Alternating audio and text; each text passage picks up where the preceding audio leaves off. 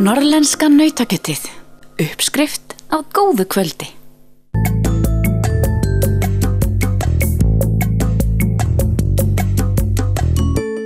Burðarpókar úr plasti eru mikið notaðir vegna þess hve þeir eru þunnir, léttir og endast vel.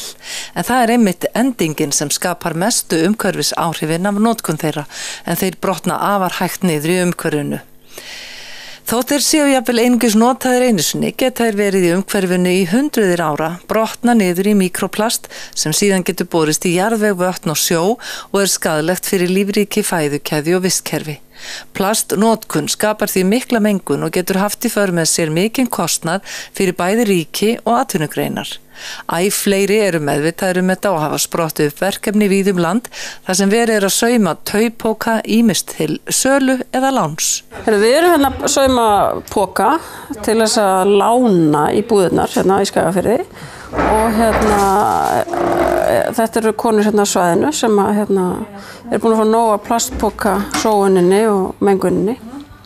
Hvernig kom þessi hugmynd til? Þetta hófst nú kannski aðalega á Facebook eins og margt gerist þar nú orðið og þar sá ég frétt af verkefni frá Ástralíu sem að kallast Boomerang Bags og ég var svona búin að vera að hugsa þetta, hvað getur maður eiginlega gert í þessu plast, þessu vesinöllu, vildi fara að minnka plastnotkun og sortera meira svona og hendi þessu út í alnetið og fekk þessi fínu viðbröð og Svana með þeim fyrstu greip á lofti og þá vorum við bara nákvæmlega sömu hugsanalínunni, sko. Þurftum að fara að gera eitthvað. Já, að sló saman hann að hugsunum. Ég var búin að vera að spá í þetta síðan fyrir áramót, að hvort við getum ekki starta einhverjum svona hóp hérna, en fannst mér svona vanta einhvern veginn aðeins svona að finna að það væri einhverju fleiri sem væru svona alveg á þessar línu og svo bara leið og Helga setti upp þá bara yes, bara fyrir að staða þetta. Og hvað gerðist svo? Þetta verkefni gengur út á það að sauma póka sem eru settir í verslanir þannig að þegar fólk gleymir sínum eigin taupókum, þarna er gert ráð fyrir allir sé með taupóka og hættir að nota plastpóka, að þá í stað fyrir að neyðast þess að kaupa plastpóka geti fengið hann lánaðan og skila hann á sín næstu verslunarferð. Svo við göngum út frá þessu konsepti í þessu verkefni líka. Við ákváðum bara að búa til Facebook-hóp og þar melduðu sig mjög margar konur strax. Það er engin kall í hópnum held ég. Jú, Gunnar er komin inn. Já, sko. Og það var að ég sett hann inn í hópnum. Hann gaf okkur líka fullt af efnum. Já, frábært. Og síðan var bara boðað til fyrsta fundar. Varst það þú sem boðaði fyrsta eða ekki? Og við vorum svo bara daginn eftir í Hjaltadalnum. Við erum hérna á Skagafjarðarsvæðinu náttúrulega. Austan Vatna erum við í Hjaltadal og Hofsósi. Og Fljótunum núna. Og svo er þetta aðeins byrjað á Króknum líka. Þannig að þetta hefur svona smá vaxið og fjölgað. Það eru þið mörg sá? Ég hugsa þetta séum kannski svona 30 konur sem hafa komið að saumaskap, en við erum alltaf búin að fá efni frá miklu fleirum og mjög margir sem er farnir að spyrja bara hvenær kemur þetta í búðirnar? Hvenær getur við farið að nýta okkur þetta? Og ég er sjálf farin að sakna það sko, því að kannski þau skipti sem mig vantar þarf að kaupa póka þar þegar ég svona fer óvænt í búðina, þá er ég svo alveg til að geta gripið svona. Stefnt er að því að sauma 1000 póka til að setja í matvöruverslanirnar allar í Skagafirði, en efni kemur nú ekki af himnum ofan, heldur hafa ótal margir lagt sitt fram. Já, þetta er bara, þetta eru gamla gardínur, dúkar, rúmföt, lög, fatnaður, bólir.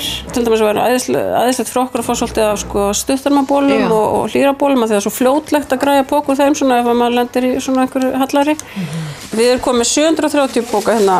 731 kannski? Já, kannski. Hérna á hótelinu, hérna í Varmahlíð. En ég veit svo sem ekki allir að síðkonur eitthvað milli 100 og 200 króknum og kannski eitthvað svipað hjá okkur. Já. Þannig eru það nálgast til samast þúsund? Já. Þannig að við bara ætlum að keppast við núna í nokkur skipti viðbót og skella okkur svo stað með það. Þó að póka saumurinn sé það sem máli snýst þá er samveran og hittingur ekki minna virði.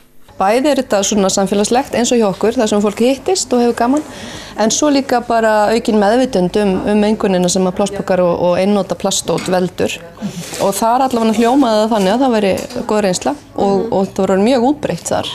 Já, og til dæmis það sem kveikti á sig á mér var að ég sá sem sagt frétt frá Höfn í Hornafirði og þar var sem sagt farið að stað með þetta, held ég fyrst svona með markvissum hætti hér á landi.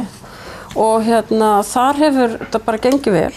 Þar er þetta í allavega 1 eða 2 verslunum og þar er bara, við mjög ánægð með þetta og mikill áhugi, þannig að það svona hvatningin til að halda þessu áfram.